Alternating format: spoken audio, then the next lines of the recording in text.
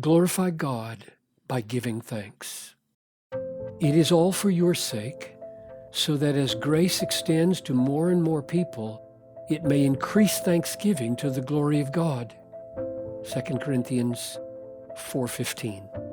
Gratitude to God is a joyful emotion.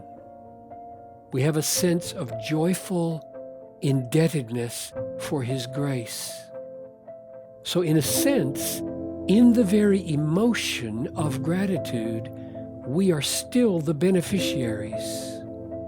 But by its very nature, gratitude glorifies the giver. When we feel thankful, we acknowledge our need and God's beneficence, God's fullness, the riches of His glory. Just like I humble myself and exalt the server in the restaurant when I say thank you, so I humble myself and exalt God when I feel gratitude to Him. The difference, of course, is that I really am infinitely in debt to God for His grace, and everything He does for me is free and undeserved. But the point is that gratitude glorifies the giver. It glorifies God. And this is Paul's final goal in all his labors. Yes, his labors are for the sake of the church, the good of the church.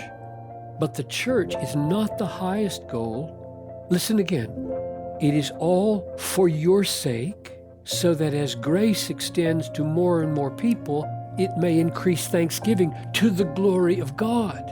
All for your sake, for the glory of God. The wonderful thing about the gospel is that the response it requires from us for God's glory is also the response that is most natural and joyful, namely, thankfulness for grace.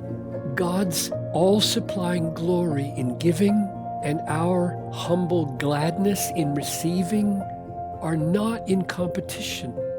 Joyful thankfulness glorifies God. A life that gives glory to God for His grace and a life of deepest gladness are the same life. And what makes them one is thankfulness.